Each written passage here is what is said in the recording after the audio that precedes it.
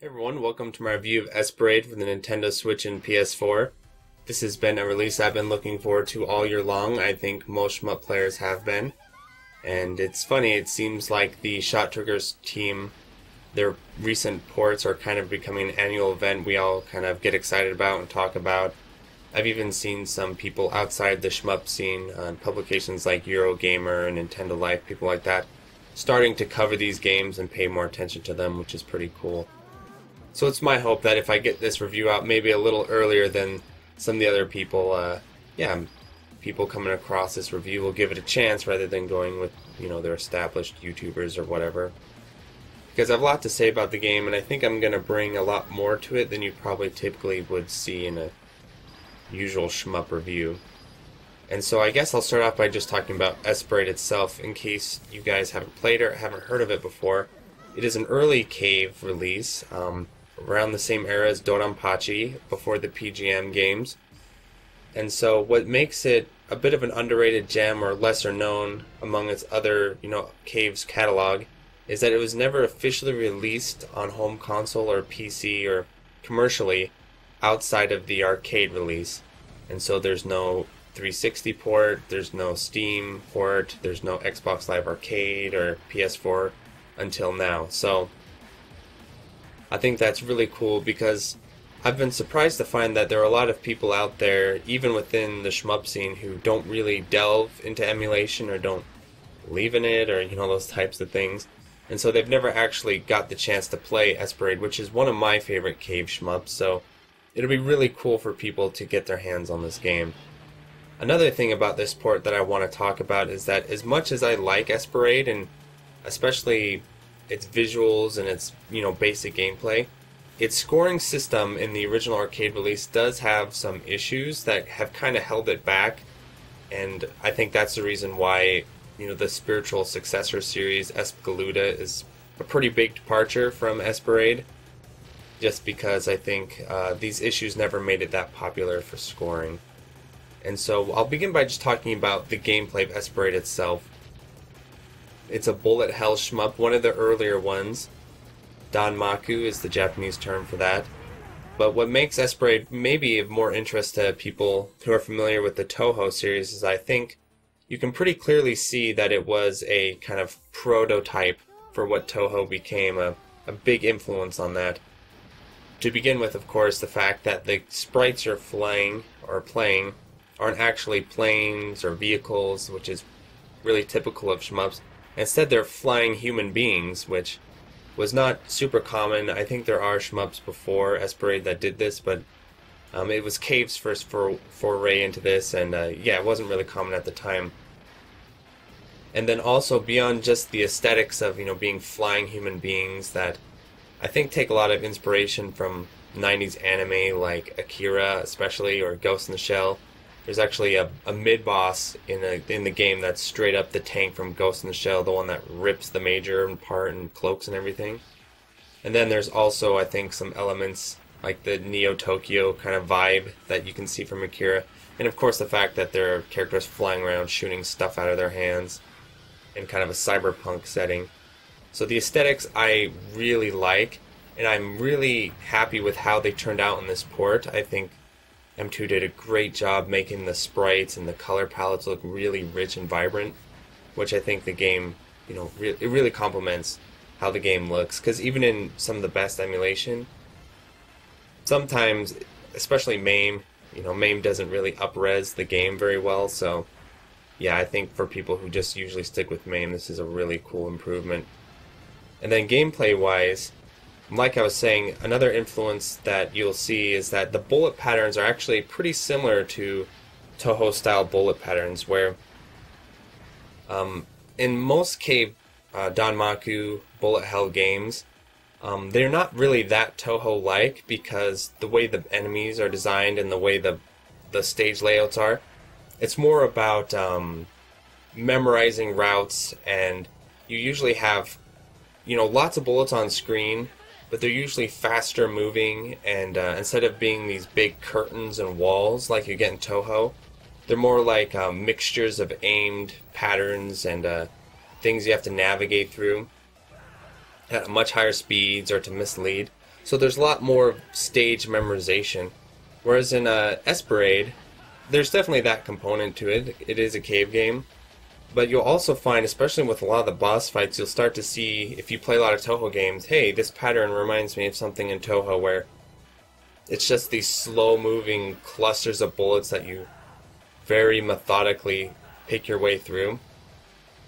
And so, yeah, I think it's really easy to see the influence this game has had on Toho and so forth. So that's another really cool aspect of Esper that a lot of people probably haven't considered before. So to get into the gameplay system itself and how it works, it's a little bit unique because instead of being a 3-button game like most cave games, and most shmups in general, especially bullet hells, where you have your focus shot button, your rapid fire button, and then your bomb button, this game you have your focus shot, and then I sincerely advise you do a rapid shot button, and then which you can configure in the options, which is really nice. And then the barrier button, which is basically your bomb, but you can hold it and charge it up.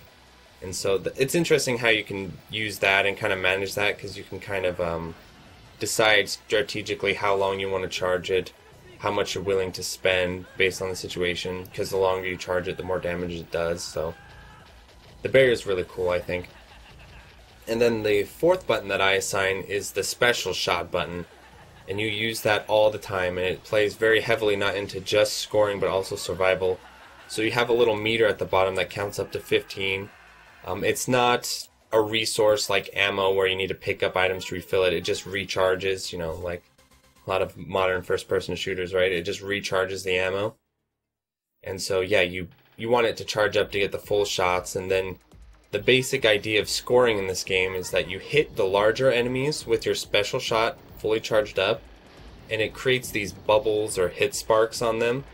And then while the hit sparks are on the larger enemies, you want to fly around, and with your turbo or with your concentrated shot, basically your non-special shot, you want to kill them quickly while those bubbles are still activated, and that gives you multipliers, and then you get score items. And so that's kind of the basic idea, is you chain together lots of different kills, kind of like in Ketsui, but in reverse. Instead of killing smaller enemies to get bigger points from the big enemies, instead you hit big enemies with these special shots, and then while that's happening you kill the smaller enemies and chain forward that way. And so another aspect of this scoring system is it makes the level design quite a bit different from stuff like Dodonpachi or Ketsui, because rather than fighting lots of smaller and mid enemies, this game has quite an abundance of larger enemies too, which again kind of gives it a more Toho feel. There's a little less memorization, I feel like, as far as that goes. So that's the basics of the scoring. So the game originally has, so there's different modes, and I'll talk about the different modes as we continue, but just the basic arcade mode, the game has 3 characters. The names always kind of escape me because, you know, they're Japanese, and I'm a major gaijin, so I struggle with those things. But the first guy is like a fire dude, I call him, and he has a straight concentrated shot, a straight rapid shot, and then he has a really powerful special shot that also kind of has a bit of a whipping motion to it. So that helps you out, because normally in shmups, when you have like an A-style ship that has really concentrated fire, they're usually really strong against bosses and larger enemies, but really struggle and are usually the more advanced ships, because when you get smaller enemies flanking you and stuff, or the screen gets covered in enemies, it becomes really hard to take people out because of your concentrated shot. However, in this game, again, because there are a lot more larger enemies than smaller enemies usually, and there's also that whipping with his special move, he's actually not that hard to use compared to the other characters, and he's really powerful. And so, yeah, I think for survival even, he's still a really, really strong option because of that. He can take out bosses and larger enemies really quickly, which can save you a lot of headache. So then after him is my favorite character, JB5th, I think is the name. It's a dude. I couldn't tell for a long time, especially playing it in arcade mode, if he was a dude or a girl. He's kind of like androgynous there in his outfit. Kind of looks like it could be a woman's outfit. It's a little bit hard to tell, but since they updated the game with voice acting, he has a very male-sounding voice to me, so I'm pretty sure he's a dude. I really like him not only because I think he looks the coolest, but I really like the way he plays. He has a wide shot. But rather than in most shmups where the wide shot character is usually like the slowish character, you know, they're slow and they have a wide shot. This one, he's kind of interesting because he's more like the medium speed character where he's still pretty quick, but he's got the wide shot. And so it's really fun to play him, I think. And from doing the video index and stuff, it looks like he typically is lesser used compared to the other two for scoring. But I really enjoy playing him, and I think he's a pretty valid character for scoring as well. Maybe just a little more challenging than the other two. It's hard to say. And then the third character is Iori, I believe, and I remember her name because of King of Fighters. Iori, something like that. And she's really interesting. She's basically the slow, powerful character. She moves slower than the other two. She's got a nice wide laser.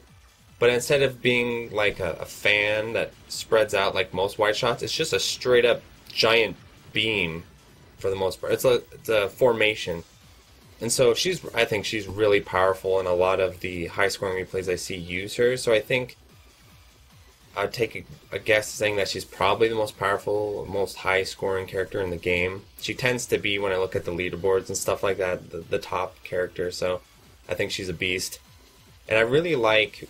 when you look at Toho, when you look at a lot of other shmups that involve flying character sprites, you know, especially they've got more common over the years. What I really like about Esper that I haven't seen anyone commented on is that when you look at the character animations for their movements, it is much more detailed than you'll see in most other, especially Toho. Toho, there's just a sprite moving back and forth, basically. Like, there's barely any animation there. But you watch, like, all of them, JB5th or whoever, when they're moving back and forth, they're kind of like skating their feet on the air, and it looks like they're actually like flying, like they're skating their feet and they're contorting their bodies. The issue with that from a gameplay perspective is it's kind of, you know, all over the place, so you have to really be paying attention to where your hitbox actually is. But from a visual perspective, I think it looks completely badass, so I'm happy with the trade-off there.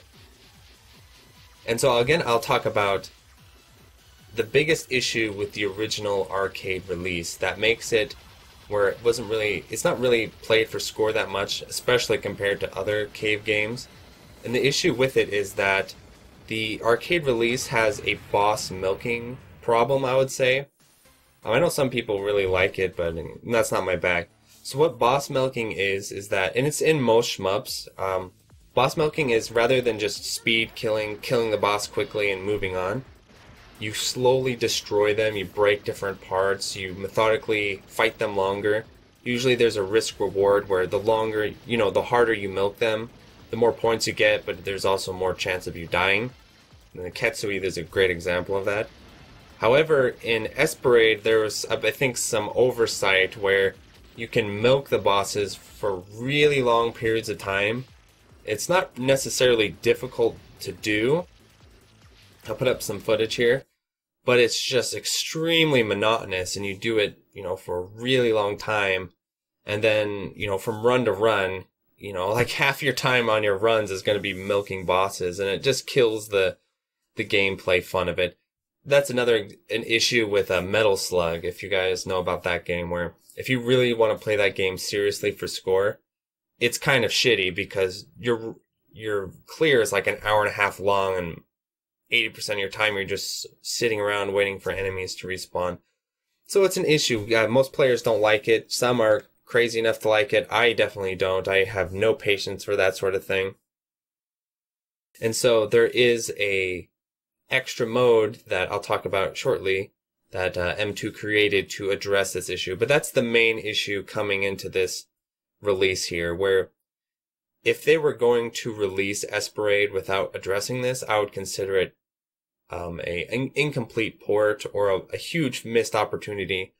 So this again goes to show how in touch M2 are with their releases of what the players want, what people are looking for. Because I could see so many other devs, Zero Div, for example, just throwing the ROM on a cart or on a disc, saying, here you go, have a good time, 40 bucks or whatever. But M2 aren't like that. They've proven with their track history with Grega, Ketsui Destiny, and now, and there are other ones too, but those are kind of the main ones. And then now Esper, where they're showing that they are not only great developers and porters, but they are obviously knowledgeable about these games and what players are looking for, which I think video games in general needs more of. So just keep that in mind when you're thinking about whether you want to purchase this game or not. So let's talk about the extra mode then. So that's the arcade mode. Yeah, it's in the game. You can definitely play it. This is the first time it's ever been officially released, so yeah, I mean, obviously it needs to be included. The interesting thing, though, with this release compared to all other M2 releases so far is that usually when there's actually reviews of Ketsui Destiny that I can bring up.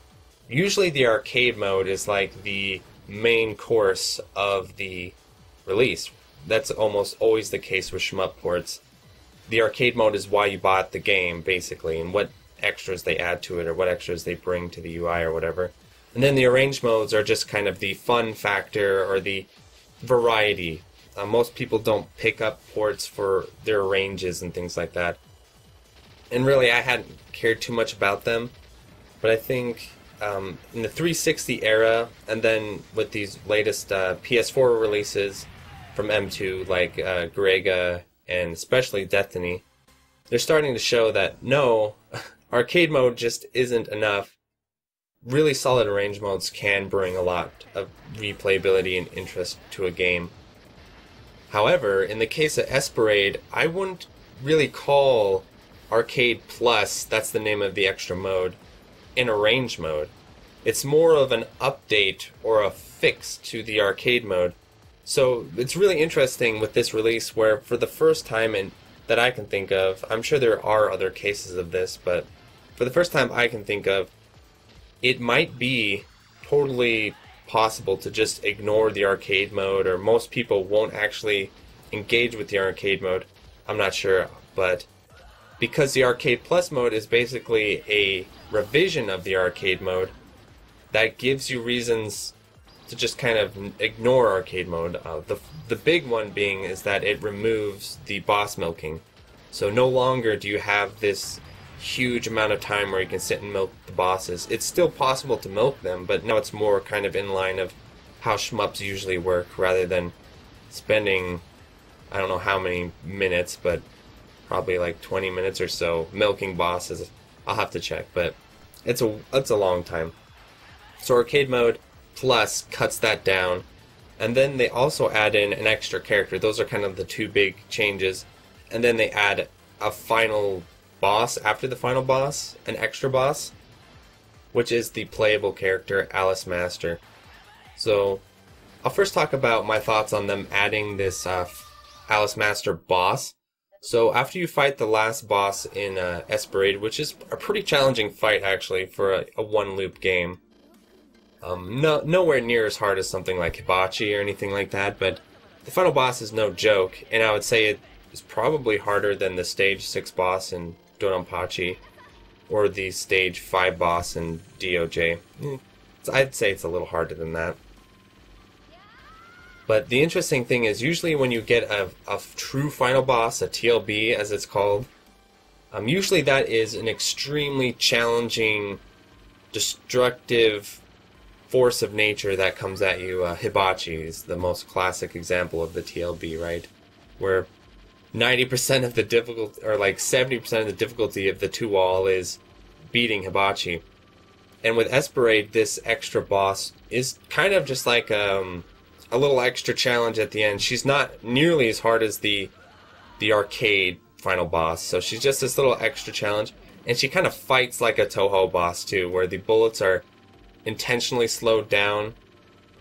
Yeah, there's another thing I'll have to talk about, which is the slowdown. But the bullets are intentionally slowed down. Her patterns are very Toho-like. And I feel like the character herself, I almost wonder if she's a bit of a shout-out or homage to Toho, because she looks like she's straight up out of a Toho game. She has more limited movement animations than the other characters. But I think just playing her, I think her playstyle is actually really fun and cool, and she might be a little OP, to be honest. I'm not sure. I'll have to keep my eye on the leaderboards, but just playing her, she seems extremely powerful. So she's kind of like JB the 5th, but to the next level. She's got a major wide shot. In fact, her wide shot will cover the entire screen.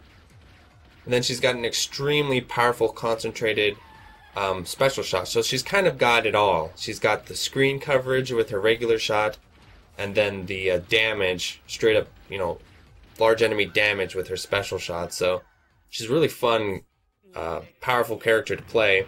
I just wish her design, personally, was a little more interesting. It seems pretty generic to me. Again, looks like just kind of like a Toho character minus the hat. It's cool how she flies around with a teddy bear and blows shit up with her teddy bear. That's pretty cool, though. So I think she's a great addition. Yeah, so no complaints there, and she really doesn't add that much more difficulty to the game. So that's the talking about the gameplay itself. So now let's move on and talk about what is Esper side bringing to the table beyond just the basics of porting the arcade mode. Well, to begin with, if you guys haven't played an M2 release before, M2 releases are emulation, so they're not straight up ports, but with emulation they bring in some really cool features that until now most console players have never been able to use, which is save states and load states. Those are huge to me because they're extremely powerful training tools. They're a way to help you learn the game in a much more effective, timely manner. In fact, when I started the podcast and started advising people on how to get into shmups, I honestly was saying a lot of the time, especially tougher ones like, bullet hells and things like that. I usually recommended, hey, I know you like playing on the PS1 or PS2 or whatever, or maybe even the 360 in some cases. But if you want to effectively and quickly learn certain boss patterns and, get your knowledge down faster, you might have to look into emulation because of the power of save states and load states is just that strong. And I think more gamers are starting to recognize that. So it is in M2's releases, and so I'm really happy that, that feature's carried forward, of course. There are 30 slots. I do wonder why they cap out at 30. I know MAME has about 30 or so. shmup-arch, what I use, it's a version of RetroArch, has 99, which is awesome and actually can be used more than you would think when you really start getting into chaining and stuff like that. So 30 states, though, is solid for Esper. The input lag, unfortunately, if you guys haven't followed me before, my input lag set up when my shit collapsed. So not too long ago, all my stuff collapsed on top of me when I was working on some arcade hardware. And I got nailed in the head by my computer. But on top of that, my PS4 flew and hit the ground. And I have special HDMI cables that I use to do the input lag testing, and they broke, like the cable snapped in half. And I looked into repairing it, and it was a nightmare. So instead, I'm just going to probably after Christmas pick up a DAC, analog DAC, and use one of those. So until then, I can't really do any solid input lag testing like I normally do. But just based on my long experience playing shmups and testing their input, and if you can check out my input lag index, I'll link it below. But just based on that and based on my feel, which I think is a little more trained than most people because I do all these testing, I would say that the input lag is probably, again, this is estimation based on feel. The harder data will be coming soon. It's probably 2 or 3 frames.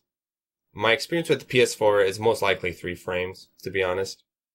I haven't seen a PS4 game go beneath 3. Destiny was 3. But it is possible it could be 2, just because, again, my experience with emulating Esper is a really easy game to emulate compared to stuff like Ketsui and Garega. And it tends to emulate with low amounts of lag, even in MAME. So it could be possible that they got it down to 2 frames. It feels really responsive. And when I play it in shmup-arch, typically there's a noticeable difference between playing on the PS4 and then playing in shmup-arch, even with Ketsui. But with this release, the difference is really hard to tell. So it's either 2 frames or that 3rd frame is not that big of a deal just because of how Esper works. So in either case, the input lag is really solid. No complaints there. As far as the PS4 port, the issue will be when I test the Switch port, because I suspect that it will have an extra frame over the PS4 version, and it could be an issue. I can't say yet because I gotta get my setup going, but yeah, keep an eye out for that. I'll probably do a comparison video in the future comparing the input lag between the two. Frame rate wise, it runs really well. The thing to keep in mind about Esper is just because it's Esper, it's an arcade game from the Donanpachi era, there's some jank slowdown in this game. And I know Zarok mentioned that it was kind of throwing him off, where your slowdown will be heavily affected by what's happening on screen. It's not pre-programmed like most modern shmups. Most modern shmups, the slowdown is pre-programmed, which is actually a good thing. Because what happens is, you can do some jank stuff to increase the slowdown, and then there's times where the game will just randomly speed up without much of your control. For example, if you play the fire dude, he tends to have less slowdown overall because his shot sprite when he shoots is just this narrow beam, and it's not all these sprites flying on screen. So I noticed in some boss fights he just has less slowdown compared to the other characters because of that. Also, there are certain patterns, especially on the final boss, where, like in Donanpachi, they will speed up at the end because the bullets leave the screen, and so the game, gets that extra power. And so you always have to keep that in mind when you're dodging patterns, is most patterns will speed up at the end because of just the slowdown with the arcade version, and that was not at all changed or addressed in Arcade Plus. Another weird quirk of Esper that you won't see in most other arcade games is the location of your hitbox. I'll show a picture of it on screen, but unlike Toho and almost all modern shmups where the hitbox is in like the chest in the center, for whatever reason when they were making Esper, they thought, no, let's move it up and it's like in your neck. So, and I hate hitboxes like that. Gunbird has that as well. Gunbird, I feel like it's in the head, which is even worse. So Esper doesn't feel as bad as Gunbird in that regard, but it's gonna feel funky to you if you have a lot of experience with shmups, or if this is maybe one of your earlier shmups and then you go play other ones, you're gonna be used to its kind of funky neck hitbox. But yeah, it's not that bad, but it is something I was hoping they would change in Arcade Plus mode, but they didn't. It's still up in your neck. One thing you can do in custom mode is actually reduce the size of your hitbox, which kind of makes it more like a chess-style hitbox. But then it also makes, the game feel more like a Mushi or something where you have this tiny little hitbox. So there is no kind of a fix for that completely. So now let's talk about the UI elements of this game. And so one thing to keep in mind is whenever you play an M2 port, the UI is a little bit funky compared to most games, but once you get the hang of it, it's really intuitive and useful, but it kind of has its own little quirks and stuff. And so I'll start by talking about the controls. So when I was first getting into the control setup, I was really nervous because unlike the other ports, there was no rapid fire button. You had shot, special shot, barrier. But like I was saying before, it's a cave game, so you need that rapid shot button. So in this one you need 4, rather than usually 3. However, there is no rapid shot option in the menu, and so I was like, oh crap. So now what am I supposed to do? I have to manually rapid shot everything, which, I know old schoolish Twin Galaxies people, that's how they think you should play, but when you do that for 10 hours a week, you're going to get freaking carpal tunnel syndrome. So I was really nervous about this, but then I found out, Cloudy helped me out, that if you press square on any kind of attack, rapid shot, special shot, or whatever, it triggers them to be auto shot, and then you can pick the auto shot frequency. So I was really happy with that. So I assigned 2 shots and then just made one of them a rapid by hitting square. So the controls are really well thought out. Thank you for adding that. And then the UI, the screen, right? It's funny I have to mention this, but I've just noticed as of late, for whatever reason, shmup developers, or mostly I think because of Toho, to be honest, everyone's just kind of saying, screw Tate. Tate's rotating your monitor vertically. Let's just play Yoko only. And so there's actually been a ton of shmup releases lately that don't have screen rotation. It's driving me absolutely nuts because that's how I play vertical shmups, if possible, is with screen rotation. So yeah, it has screen rotation. That's really nice. One thing to keep in mind when you rotate your screen is that when you stream directly from your PS4, the PS4 has no sort of tools to rotate your stream, right?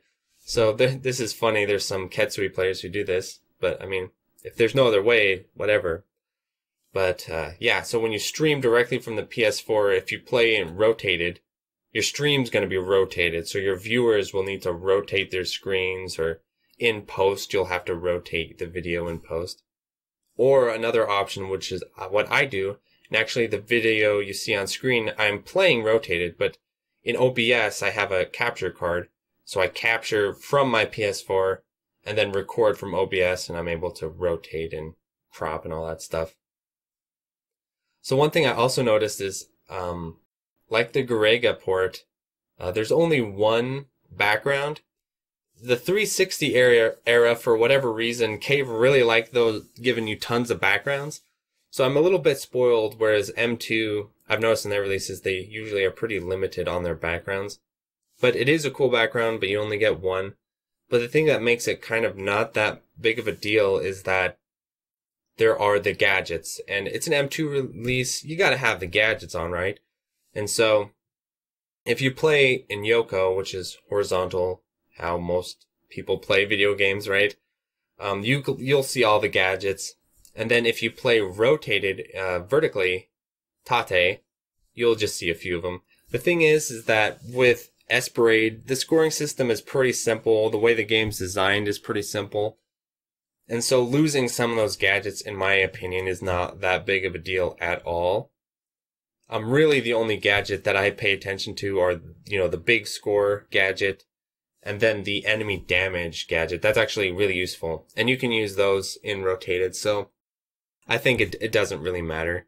And since the gadgets cover the screen, that's why I think they don't really worry about wallpapers that much, because you're not going to see much of the wallpaper behind the gadgets, so that's the UI. And then there's scan lines. The scan lines look really good. My opinion, in the footage you see here, it's all done with 25% scan lines. Depending on the shmup, sometimes I don't like them, but Esper looks really nice with them, in my opinion. And then the 25 seems to be the sweet spot for me. 1575 look a little too dark, in my opinion. So there you go, 25, I think it looks great. So they have scanline options. And then let's talk about the soundtrack and sound options, because, to be honest, I was a little bit disappointed, because this is a step down compared to the other releases, the other main line releases that Shottriggers have done. So Garega, I believe, had 3, maybe even 4 different soundtracks. Ketsui Destiny, I think, had 4 as well. Vert, I can't remember all of them, but I think it was 4, especially if you have the DLC one. Esper, however, just has 1 extra soundtrack. So it has, I don't count stereo, right? Because there's arcade and then stereo. They just made it stereo. And then the direct sound, I think it's called, or direct wave. I can't remember the name of it, but it is a slamming soundtrack as far as compared to the arcade version. I definitely recommend using that instead of the arcade version. But I was disappointed they didn't bring in another one, because Esper does have a really cool soundtrack, and so even if they did a DLC of the soundtrack, I would be happy with that. I'm not sure if they will. I don't think they've really done too much DLC for their games post-release. So, yeah, 1 soundtrack, I think that was a bit of a disappointment. And then one nice thing, though, is I believe they added in more voice acting, or updated the voice acting or something. I think the voice acting sounds really cool. I think it's well done. It's all in Japanese, so what they're saying, I have no idea, but at least, the sound of the voice and the quality of the recording seems nice. And so let's talk about the other modes at your disposal. So you have Arcade, you have Arcade Plus, which is basically, I think, the way to play the game. And then there's Custom. What Custom is you base it off another mode, so probably Arcade Plus most of the time. And then there's some features that you can tweak and adjust, like the hitboxes, and there's some other stuff in there. A lot of it's in Japanese, so I can't really recall what exactly you're tweaking. But I know it's the semi-popular mode where you can, again, like change the way the game plays slightly. It's not a massive change, like in a range, but it's like little tweaks you can make here and there to the different modes.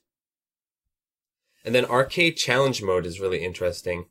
So this has been in Ketsui Destiny, and I think I never used it, just because there's so many other things to do. But I think it gets more of an emphasis in this Esper port than it ever has. And so what Arcade Challenge Mode is it's a mode where they take slices of the game, the whole game actually, and then they slice it up into save states. And then they give you objectives for each challenge, so the challenge mode, right? And then based on your performance, you get a grading, gold, silver, whatever. And then that grading gives you points and money or whatever the currency system is for this other mode. And so the idea of arcade mode or challenge mode is actually just to help you take bite-sized pieces of the game and actually teach you how to play the game in depth.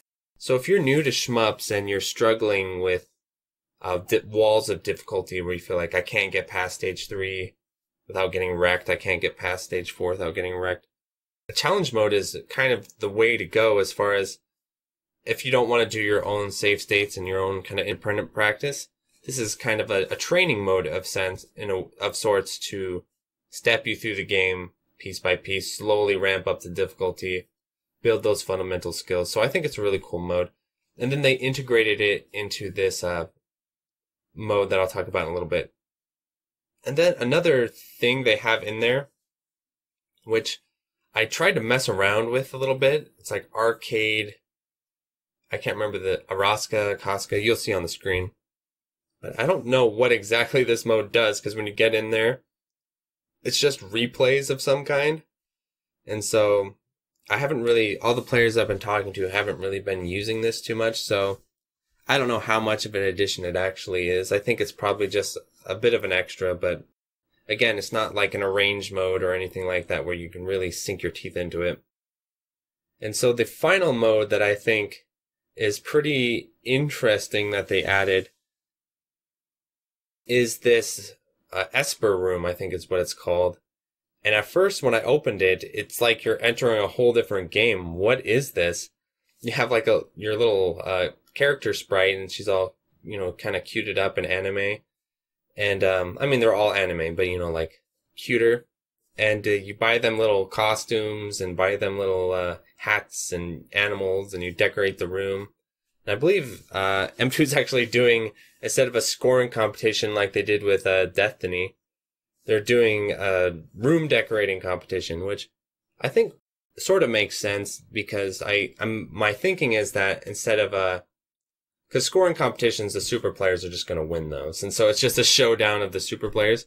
So I think their idea with the room decorating competition is that any old player could win this. They just need to put in the time and effort to unlock all the stuff from challenge mode and then, decorate and have a fashion sense and decorate their room. And I've seen some pretty impressive ones. Personally speaking, this isn't a mode that really does much for me. But I see where they're going with this. And there's actually been a game in my past where I did get into it. If anyone's played Sonic Adventure Battle or 2, and they have the Chow Garden, that extra mode is kind of the same thing as this as far as it's totally separate from the main game, and it's mostly about like RPG type elements. And so I think this is kind of like a similar thing to that. And I believe it's like this whole genre within Japan. This is very Japanese for sure. I think it's called gacha.